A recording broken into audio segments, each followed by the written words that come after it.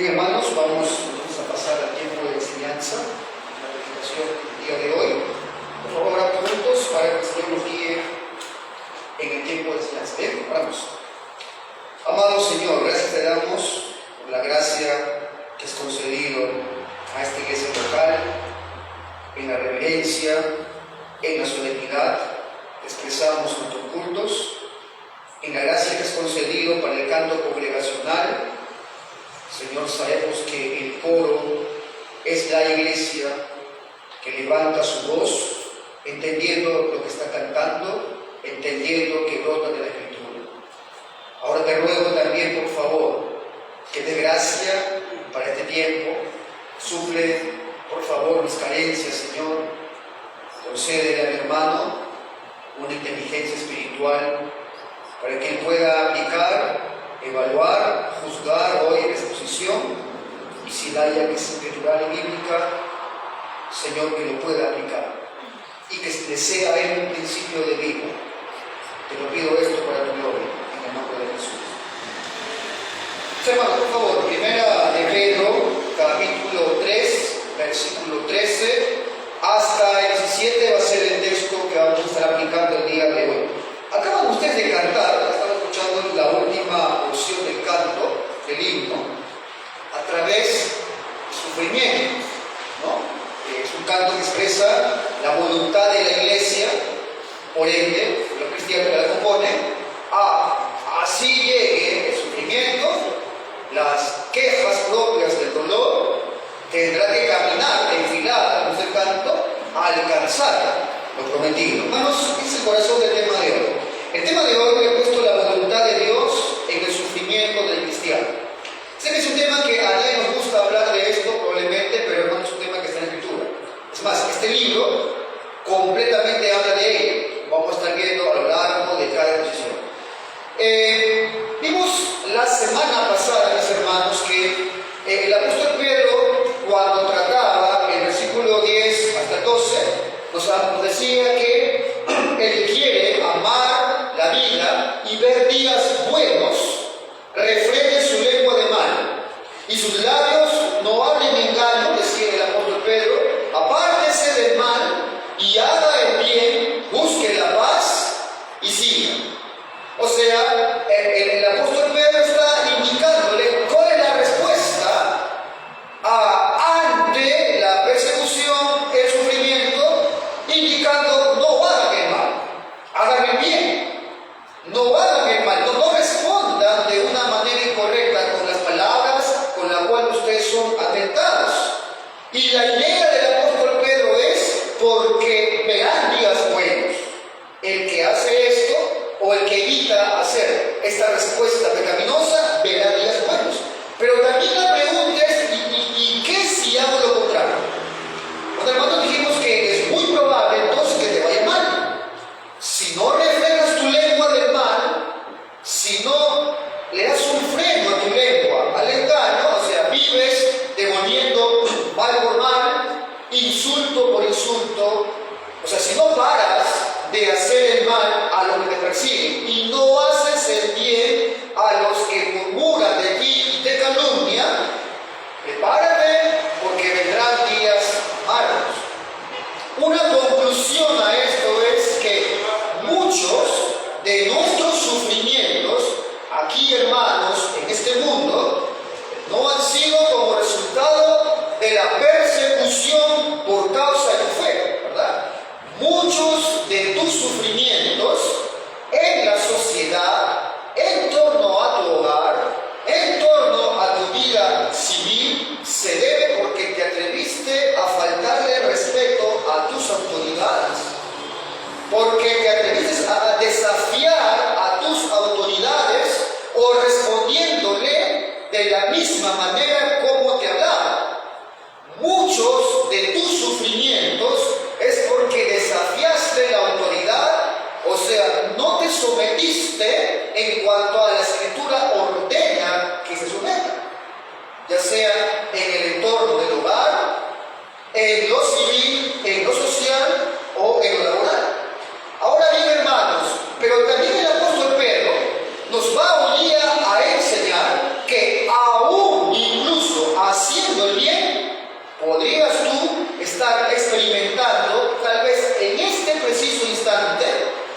estar sufriendo justamente por hacer lo bueno.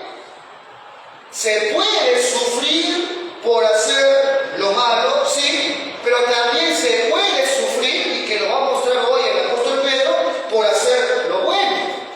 El apóstol Pedro en esta porción va a hacer ese énfasis, cómo debemos encarar, hermanos, el sufrimiento por haber hecho lo bueno. Ahora, este mensaje, amados hermanos, sigue siendo relevante para la iglesia de esta época, pero sin ninguna duda, porque muchos seguiremos o seguimos sufriendo por causa de hacer el bien.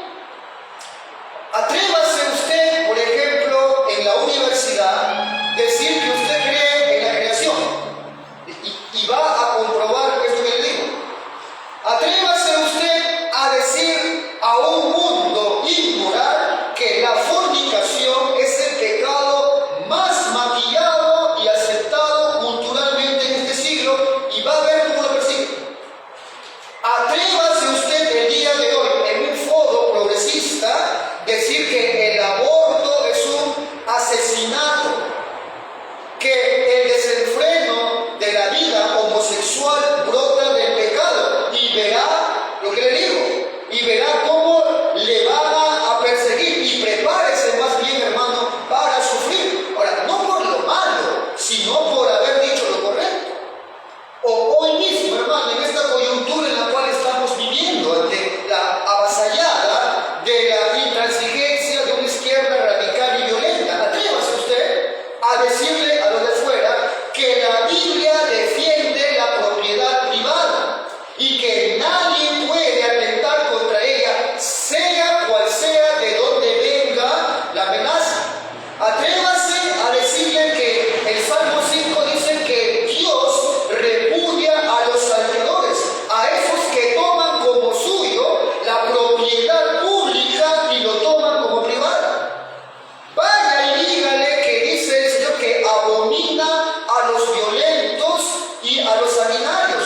El Salmo 5 del 4 al 6 habla que Dios no habita junto a los malos y que aborrece a todo aquel que hace iniquidad y que destruirá al violento, que abomina al violento.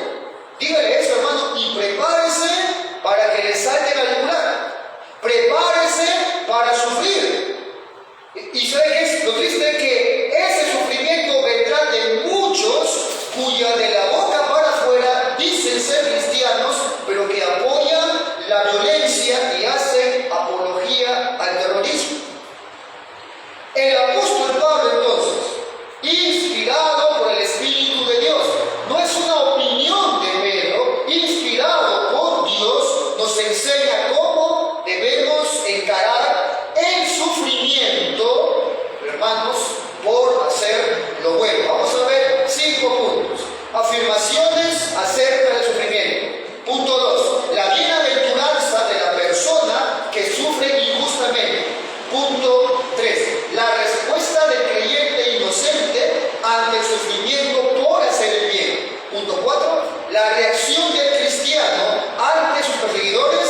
Y punto 5. La voluntad de Dios en el sufrimiento. Veamos entonces el punto, hermano. Afirmaciones acerca del sufrimiento. Leemos el versículo 3, hermanos. Yo lo voy a leer en una versión en la Biblia textual, la 4ª edición. Quiero que tengan ahí el término que usa originalmente. Dice 13.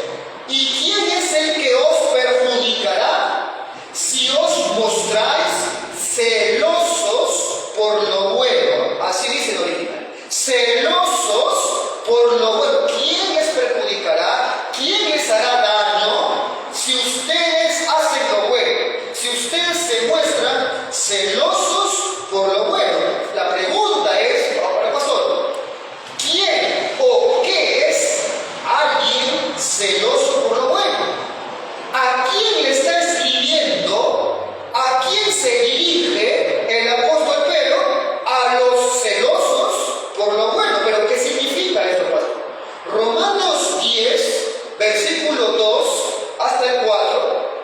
lo leo en una versión ampliada. Usted puede seguir la lectura en su versión Reina Valera.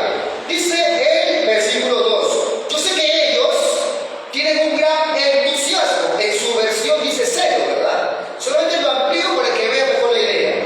Yo sé que ellos, dice Pablo, acerca de los judíos, tienen un gran celo, un gran entusiasmo por Dios, pero es un fervor mal encausado. En tu versión dice no conforme a ciencia, mal encausado, pues no entienden la forma en que Dios hace justas a las personas ante Él. En tu versión dice ignorando la justicia de Dios. Se niega, ahora mira lo que dice el apóstol Pablo de por qué su celo era ignorante. Se niegan a aceptar el modo de Dios en cuanto a justificar y en cambio se aferran a su propio modo de hacerse justos ante Él, tratando de cumplir la ley. Sin embargo, Cristo ya cumplió el propósito por el cual se entregó la ley. Como resultado, todos los que creen en Él son hechos justos a los ojos de Dios. El celo de estos judíos, dice Pablo, era un celo ignorante, era un celo meramente religioso. Ahora, ¿por qué dice Pablo? Porque ese celo, ese fervor, ese entusiasmo estaba mal encausado, porque no basaban su celo en la justicia de Dios. Es más, rechazaban, como hemos leído, la justificación por la sola fe y basaban su salvación en su propia justicia.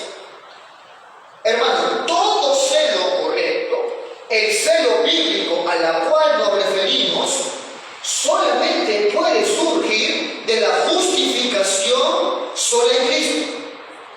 Cualquier otro celo, así sea por Dios, por más aparentemente piadosa que pueda parecer, si no surge de la justificación por la sola fe, ese celo, hermano, es un celo ignorante. Tito 2, versículo 11 hasta el 14, también nos dice algo al respecto. ¿Qué es alguien que tiene celo?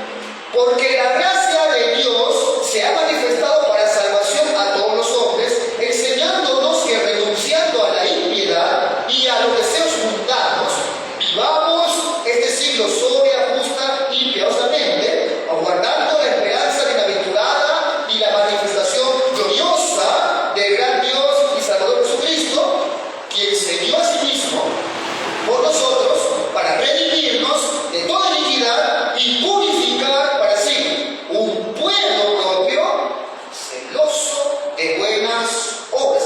Viste toda la intención salvífica, donde termina siendo evidente, un pueblo celoso de buenas obras.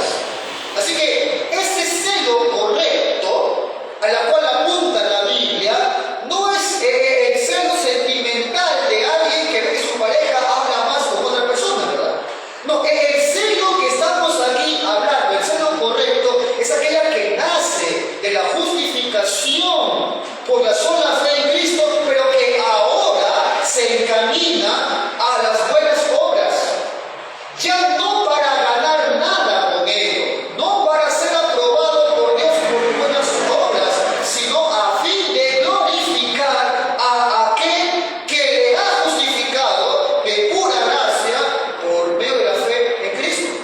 Este celo, hermano, no es algo superficial. Eso quiero que usted lo comprenda. Es algo profundo del ser. Es algo que brota del profundo del corazón.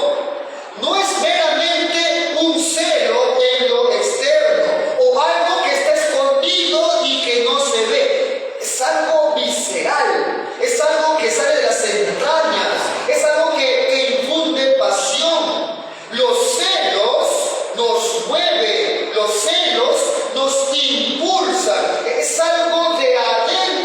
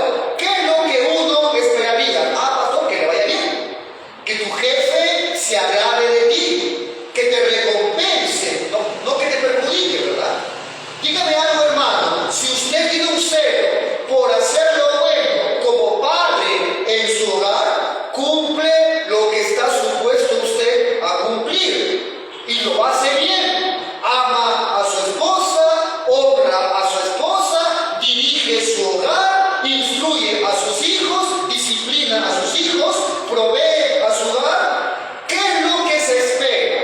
¿Qué es lo que uno esperaría que ocurra realmente? Pastor, que mi hogar sea un hogar ejemplar, que mi esposa se sujete a mí, no que me perjudique, que mis hijos, por la instrucción como un medio de gracia, alcancen salvación y confíen en Cristo, ¿verdad? O esposa, si usted es celosa de buenas obras, hace el bien en su hogar, ¿qué ha de esperarse? Que usted, ¿verdad?, coseche un profundo amor a su esposo, que él viva confiado de usted, que la atesore y sus hijos le honren, no que le perjudiquen. ¿Y quién es el que os perjudicará? Dice Pedro, si os mostráis celoso por lo bueno. Es lo que se espera generalmente cuando alguien hace el bien. Pero, hermano, también Pedro va a afirmar que esto esperado, esto de ver días buenos en esta tierra, puede que no pase. Ahora, Pedro no es insensible a la realidad que estaban viviendo estos cristianos. Pedro no estaba ciego porque estaban sufriendo y muchos porque hacían lo bueno. Así que Pedro sabe que es posible que aún haciendo lo bueno, los cristianos pueden sufrir.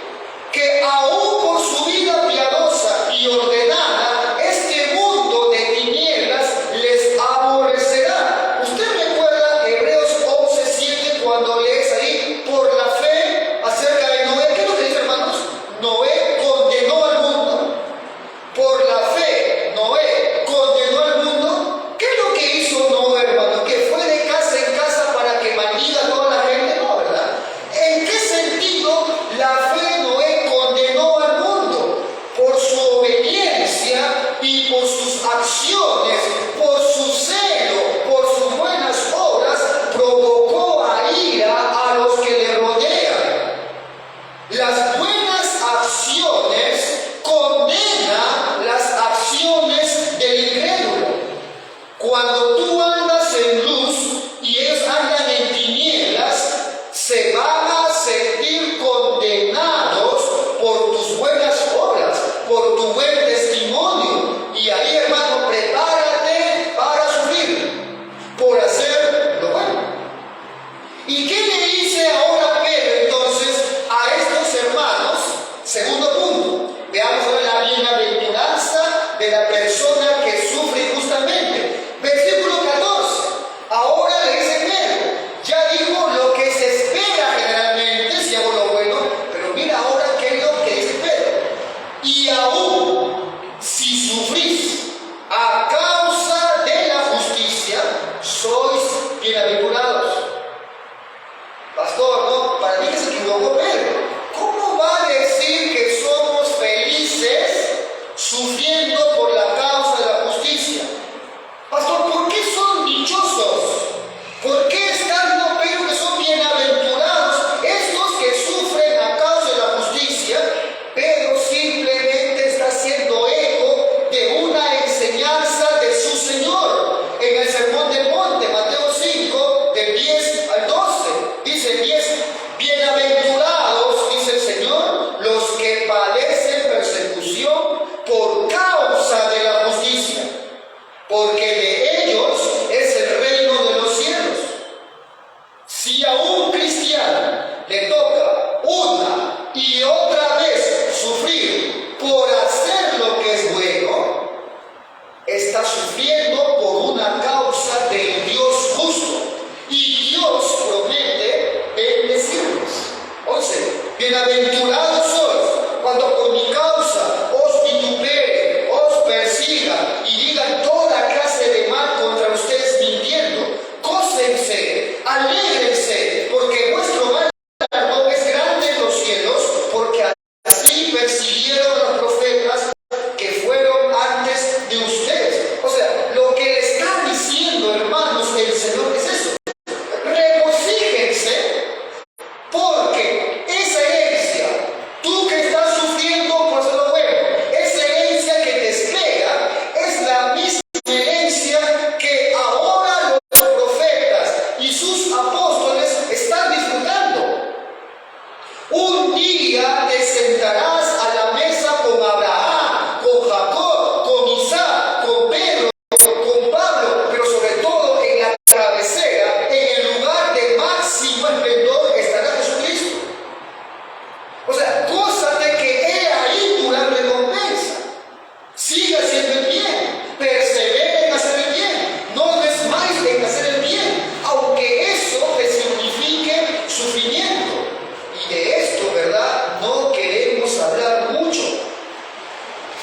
De esto no quieren hablar hoy los cristianos.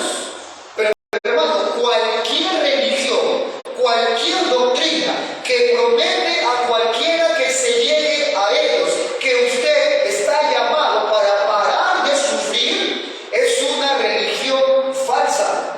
En ningún lugar del cristianismo llama al creyente a parar de sufrir, más bien le enfrenta como una realidad, la del sufrimiento, y le insta y le equipa al creyente a que esté armado de este pensamiento para que en tiempos de aflicción, de persecución, el tal no se desaliente, no se desanime.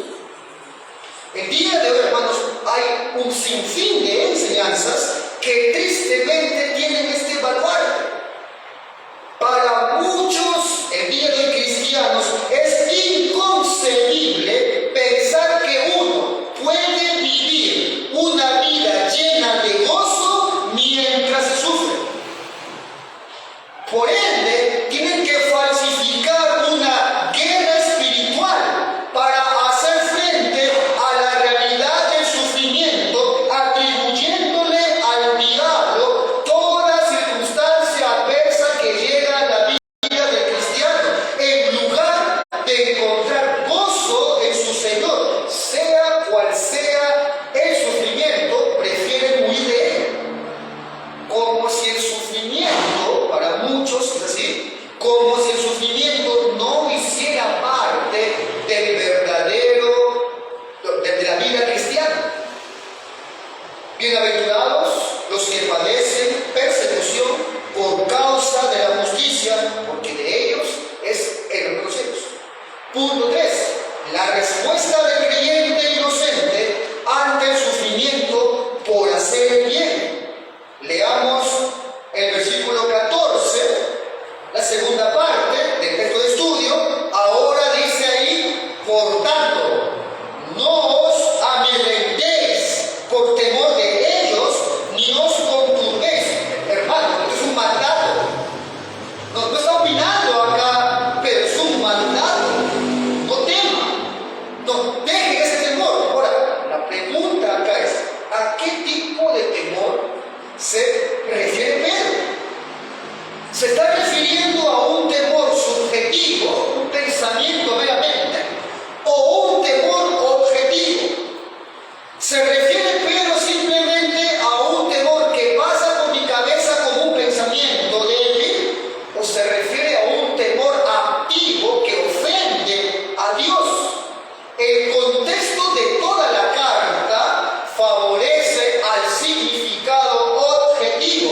O sea, Pedro se refiere a un temor que ofende a Dios. Lo que le está diciendo Pedro a sus lectores es: si llegan ustedes a sufrir persecución, no teman de sus adversarios. No permitan que eso le turbe su alma, como dijo Cristo en Juan 14. No os turbéis. Un adversario puede herir a un creyente, puede hacerle sufrir, pero no es capaz de hacerle daño, porque el Espíritu de Dios habita en los cristianos. Hermanos, para un creyente que persevera en su fe, no queda lugar para el temor, porque él camina armado con el pensamiento de que Cristo es su defensa. No hay temor para un creyente que persevera en su fe. Ahora, el apóstol Pedro, hermanos, en esta porción de su carta está citando a Isaías. Cita Isaías 8, versículo 12. Ahora, cuando uno examina, hermano, este capítulo de Isaías, uno entiende por qué Pedro lo utiliza. El profeta, en su carta, en su misiva, en el 8, le habla al pueblo de Dios que estaban temblando por la invasión de Asiria. Y en este contexto de adversidad, hace un llamado a estos a que confíen en Jehová. Isaías 8:12 dice algo que: no teman los que ellos temen, ni tengan miedo. Y se estaba refiriendo al rey de Asiria. O sea, no le teman a ese rey.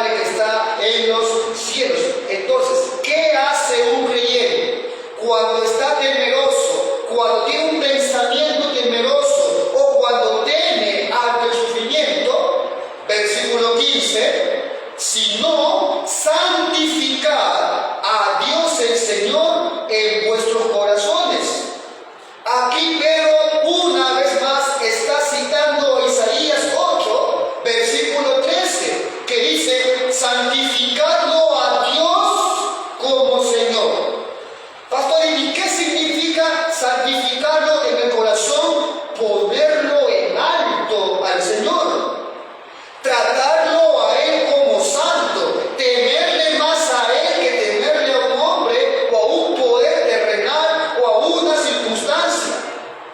Y cuando esto ocurre, hermano, hay un resultado inevitable. Daremos un testimonio valiente y humilde de nuestra fe y de nuestra esperanza. Y de paso, hermano, ¿notó usted que el apóstol Pedro hizo aquí una adaptación inspirada de Isaías? Isaías habla de Dios el Padre como Señor. Dice, a Jehová de los ejércitos, a Él santificad, Él sea vuestro temor, Él sea vuestro miedo. Y Pedro toma este pasaje que habla de reverenciar a Jehová y lo aplica a Cristo. Él tenía en mente la deidad de Cristo. Cristo, el Hijo de Dios, es también Dios. Ahora, el otro resultado de santificar al Señor en nuestros corazones, primero es dar un testimonio valiente, sin temor. Pero el segundo, hermanos, es dar un testimonio humilde de nuestra fe y esperanza. Versículo 15, una vez más. Si no, santificad a Dios el Señor en vuestros corazones, y escucha, hermano, y estad siempre preparados para presentar defensa con mansedumbre y reverencia ante todo el que os demande razón de la esperanza que hay en vosotros. Amado hermano, amada iglesia, prepararse teológicamente para dar defensa de nuestra fe no es una opción para el creyente. No es una cuestión de opcional. Prepararse teológicamente no es un asunto solamente de los ministros únicamente. No es un asunto solamente de los varones, hermanas. Pastor, como aquí no hay pastoras, como aquí no hay pastoras, entonces una mujer, como no puede hacer nada, algunos dicen como acá, una mujer no puede hacer nada, entonces ¿para qué prepararme de forma bíblica o teología? ¿Pastor, para qué? Amada hermana, mujer, prepárese primero para que cumplas con lo que manda el Señor. Estar siempre preparados para presentar defensa con mansedumbre y reverencia ante todo el que os demande razón de la esperanza que hay en ustedes. Bueno, prepararse teológicamente es una obligación de todo cristiano si quiere ser obediente a su Señor. Todo creyente tiene la obligación y el privilegio de conocer las doctrinas que integran e impregnan su fe. Pero déjeme decirle que no es presentar defensa de la razón de la esperanza que hay en ustedes. No es solamente, hermano, hablar indiscriminadamente sobre tu fe. O sea, no necesariamente consiste solamente en manifestar la esperanza con palabras. Habrá momentos en los que tu testimonio mostrará la razón de tu esperanza. De ahí que uno debe saber cuándo y hasta qué punto y a quién es oportuno hablar acerca de la esperanza de tu fe. Y no es tener siempre la respuesta a todas las preguntas que nos hagan. Muchos preguntan no con un ánimo de aprender, sino para atacar, para avergonzar la fe cristiana. Mateo 7:16 dice, no deis a los perros lo que es sagrado, no arrojéis vuestras perlas a los cerdos. Ahora, hermano, estaba pensando mucho en este texto y acá hay algo muy curioso, hermano. Es percatado en este texto que no dice, prepárate para presentar defensa ante las demandas de la doctrina fundamental de fe. No, ¿verdad? Dice, sino para presentar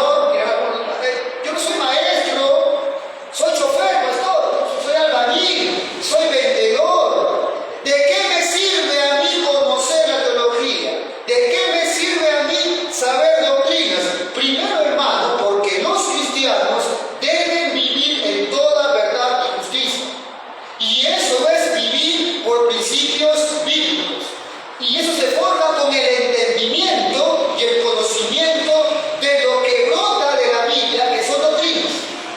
Pero segundo, mi hermano, porque la palabra del Señor no solo demanda a contar tu testimonio o simplemente decir Dios te ama a todo el mundo como si fuera un universalista.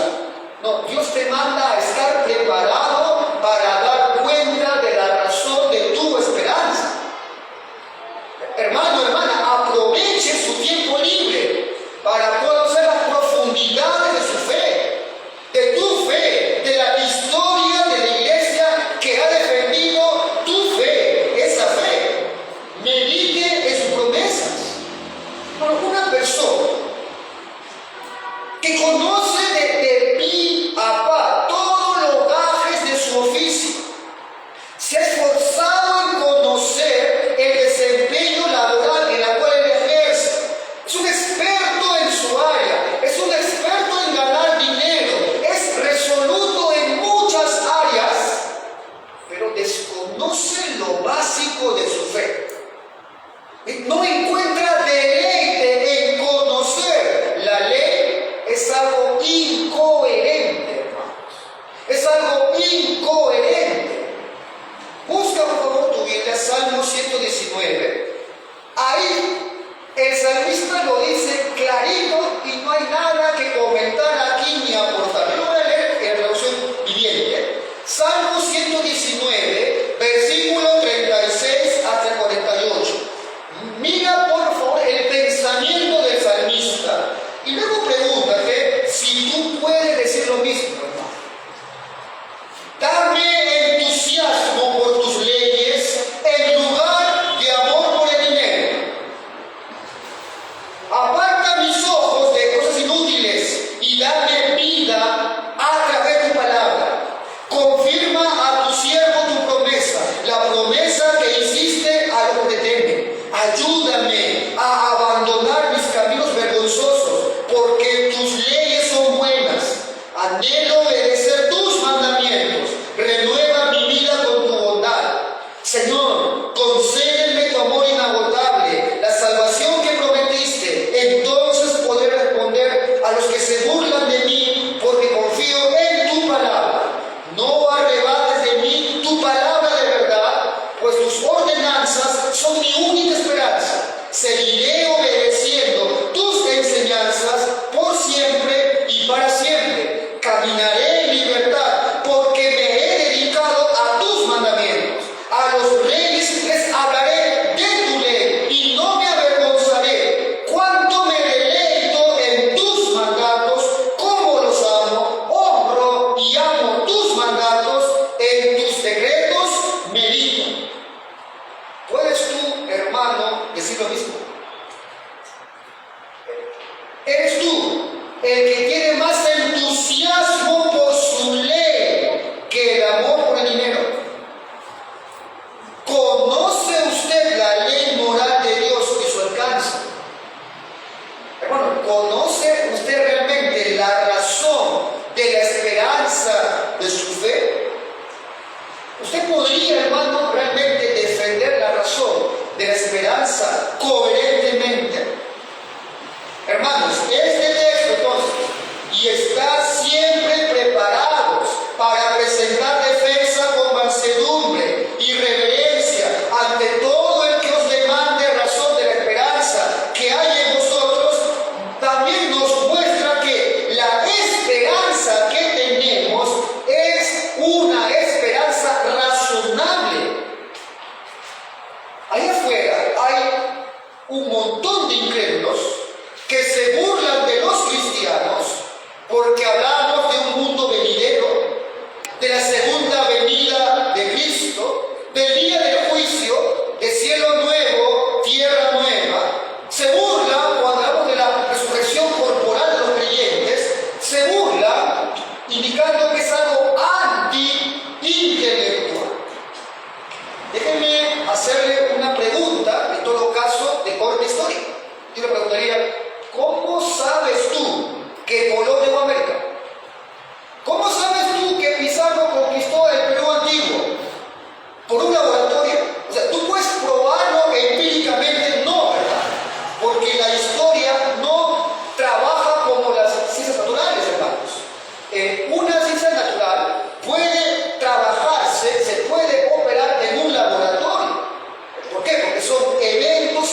repiten constantemente. Y yo puedo demostrar que el agua es una molécula que tiene átomos porque siempre se comporta así. Tiene siempre el mismo tipo de uniones químicas y es siempre lo mismo. Pero así no es la historia, hermano. La historia no puede probarse en un laboratorio porque no trata de eventos que se repiten, son eventos únicos, eventos irrepetibles, cosas que han ocurrido una sola vez en la historia. Y la única manera de verificar eso es con testigos que han estado ahí y lo vieron. Y sabes qué, hermano, la Biblia dice que la esperanza viva que tenemos tú y yo se basa en un hecho histórico, la resurrección de Cristo. Como Pablo lo explica de forma magistral en su primera carta a Corintios 15. La resurrección de Cristo no se puede demostrar en un laboratorio porque fue un evento histórico irrepetible. Pero lo cierto es que lo vieron 12 personas, es más, 500,000 de personas al mismo tiempo vieron a Jesús resucitado. Cuando Juan arranca su evangelio, ¿qué es lo que dice? Lo que hemos visto, lo que hemos oído, lo que hemos tocado acerca del verbo de vida, eso es lo que escribimos. Segunda de Pedro 1 dice, damos a conocer el poder de la venida de Cristo, no siguiendo fábulas, sino porque lo hemos visto con nuestros propios ojos. Luego sigue Pedro indicando que oímos esa voz enviada del cielo cuando estábamos en aquel monte santo. Pregunto, hermano, ¿habrá entonces un fundamento más razonable para la esperanza, para tu fe? Más de 500 personas lo vieron, lo oyeron, hasta lo tocaron después de resucitado. Así que, hermano, usted tiene una fe razonable, tiene una fe que está terriblemente arraigada a la historia, con bases sólidas, bases invariables. Se ha intentado por todos lados derribarla y no han podido, hermano. Han buscado derrotarla y no han podido. Así que, hermano, no te dé temor compartir la esperanza de tu fe. Prepárese intelectualmente. Témale al Señor. Santifique, como dice Pedro, en el corazón a su Señor. Soporte con gozo la aflicción. Y cuando se te acerque a preguntar acerca de esa razón, de la esperanza de tu fe, será el momento para mostrarle al mundo que tu esperanza, que tu fe es más razonable de lo que ellos creen. Pero, hermano, ¿cómo podrás hacerlo? ¿Cómo lo harás si no tomas tiempo en prepararlo? Tú sacas tiempo para ir al cine, para ir al gimnasio, para jugar fútbol, para ver amigos, para ver series. ¿Cómo es posible entonces que no te des tiempo para leer tu Biblia, para memorizarla, para meditarla? Ahora, por otro lado, nuestra defensa de esperanza que tenemos, esa defensa que presentamos, no consiste en una defensa a gritos. Bueno, ni mucho menos en intentar dejar en ridículo a alguien que se oponga a lo que yo creo, sino que dice Pedro, con mansedumbre y reverencia, con humildad y respeto.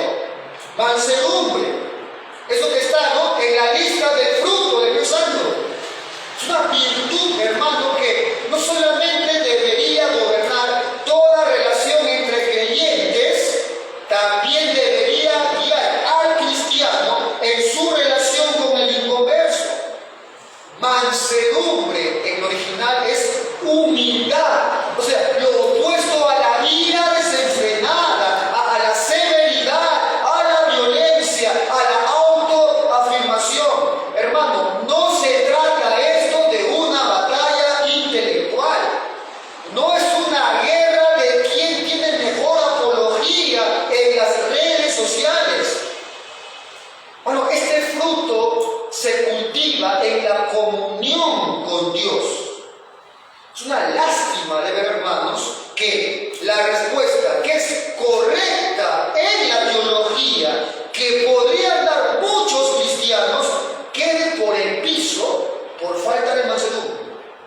Porque no es consecuente con el carácter de Cristo. La manera como el día de hoy muchos defienden su fe en Facebook, en debates de YouTube, bueno, no es una buena propaganda. Recuerda que el mundo está atento no solamente a lo que decimos, también a cómo lo decimos. Así que, si la manera, hermano, en especial a una iglesia que estudia mucho la palabra, ahora, hermano, tú que sé que sabes mucho de teología, algún día sabrán mucho más de sus pastores incluso. Son jóvenes muy dedicados al estudio. Si la manera de presentar la defensa de la esperanza de tu fe no es una manera consistente con el carácter de Cristo, entonces Cristo no está siendo honrado, hermano. Cristo no es glorificado. Cristo no es santificado, por más preparado que estés de forma intelectual. Pero dice, con mansedumbre y reverencia. O sea, con humildad, con dulzura y con respeto. Punto 4. La reacción del cristiano a sus perseguidores. Versículo 16. Teniendo buena conciencia, para que los que murmuran de vosotros como de malhechores sean avergonzados, los que calumnian vuestra buena conducta en Cristo. Pastor, ¿qué significa tener buena conciencia? Cuando nos preguntan en qué es lo que yo creo. Hay una respuesta clara en Hechos 23, versículo 1. El apóstol Pablo ahí, mirando fijamente al concilio, mira lo que dice. Pablo, mirando fijamente al concilio, dice: varones hermanos, yo con toda buena conciencia, ¿y a dónde apunta Pablo? He vivido delante de Dios hasta el día de hoy. Hermano, Cristo es santificado, Cristo es honrado cuando presento defensa de la razón de mi esperanza, con mansedumbre, con reverencia, pero también cuando lo presento como un testimonio que respalda lo que decimos. Eso es teniendo buena conciencia. Ahora, una pregunta que es muy común. Pastor, entonces, si en mi vida pasada he tenido un mal testimonio, ahora soy creyente, ¿qué? ¿No puedo predicar el evangelio a nadie? Hermano, el que te está predicando el evangelio aplicado hoy en esta carta era un subversivo en su época. Era un subversivo conocido por toda su comunidad. Era alguien que negó a su Señor, siendo uno de los más cercanos, y lo hizo a vista de muchos burladores. Pregúntale a Onésimo, pregúntale a Juan Marcos, después de abandonar al apóstol Pablo en un viaje misionero, si pudo después predicar el evangelio. De hecho, es el autor del evangelio de Marcos. Así que, hermanos, si ahora usted lo está haciendo en el poder del Señor, abra su boca y predique el evangelio. Pero usted creyente, que conoce el evangelio hace buen tiempo, procure con todo celo vivir piadosamente y busque las fuerzas y guía del Santo Espíritu para ello, teniendo buena conciencia, para que lo que murmuran de vosotros como de malhechores sean avergonzados los que calumnian vuestra buena conducta en Cristo. Pastor, ya entendía. Entonces voy a dar testimonio del evangelio con palabras, con hechos, a los enemigos, a los que hablan mal de mí, para avergonzarlos, para que se reivindique mi buen nombre. No, hermano.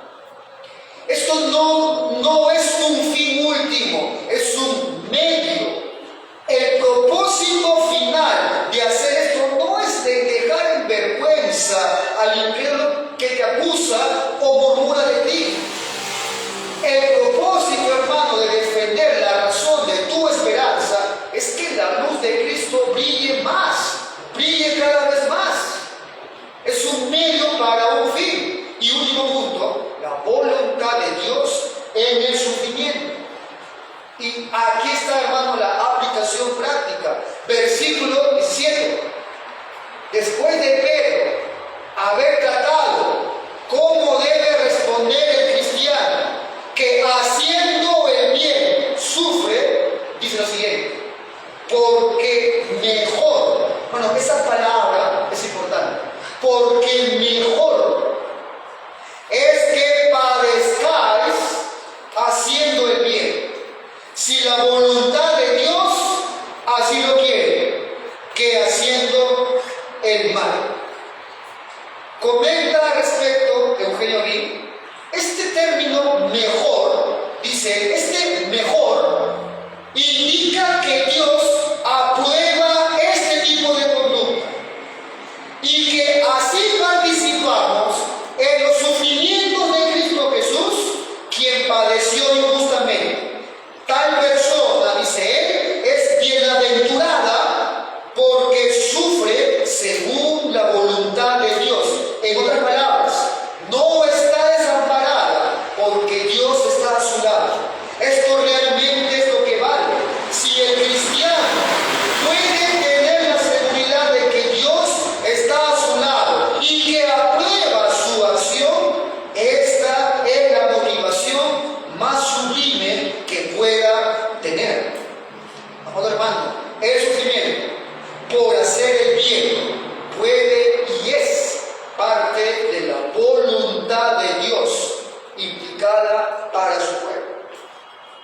La voluntad de Dios hemos visto ya que tiene dos aspectos, ¿verdad? Una preceptiva, una moral, y una de decreto. Pastor, ¿dónde lo ubicamos? ¿El sufrimiento en la voluntad preceptiva o en la voluntad de decreto? Hermanos, en ambas. En ambas.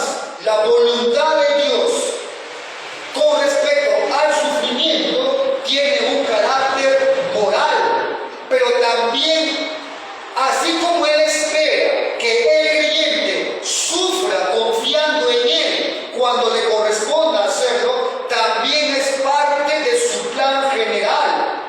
El Señor incluye el sufrimiento por hacer el bien, hermanos, y esto es por amor a su iglesia, por amor a su pueblo. Pero luego, hermanos, va a hablar de este tipo de sufrimiento como una participación en los padecimientos de Cristo.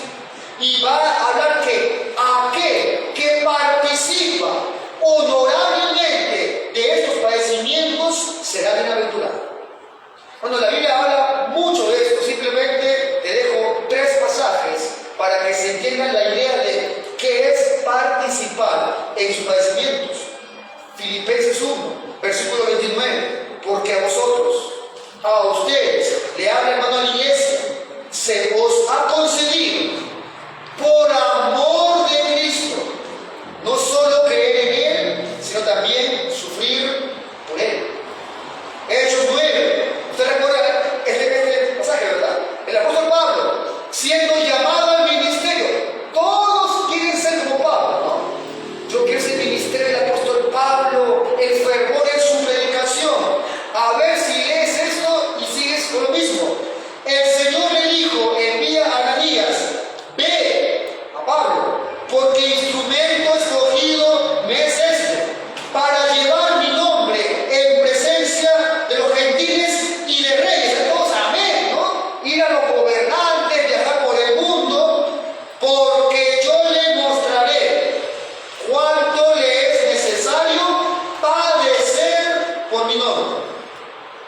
2 Timoteo 2, 3, versículos 8 y 9. Tú pues, le dice Timoteo, sufre penalidades como buen soldado de Jesucristo. Acuérdate de Jesucristo, del linaje de David, resucitado de los muertos conforme a mi evangelio, en el cual, y esto, hermanos, uno lo lee fríamente, pero son palabras de un hombre que estaba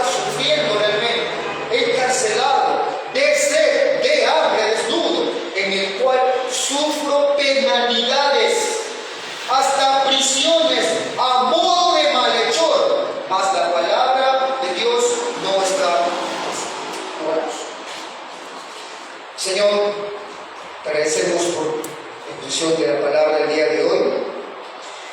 Juntamente con lo que ya hemos visto la semana pasada, tenemos un manual, una respuesta ante el sufrimiento. Tenemos un patrón de conducta para los cristianos en cuanto al sufrir. ¿Qué debe hacer el cristiano cuando es perseguido? ¿Cómo debe responder el cristiano cuando está sufriendo?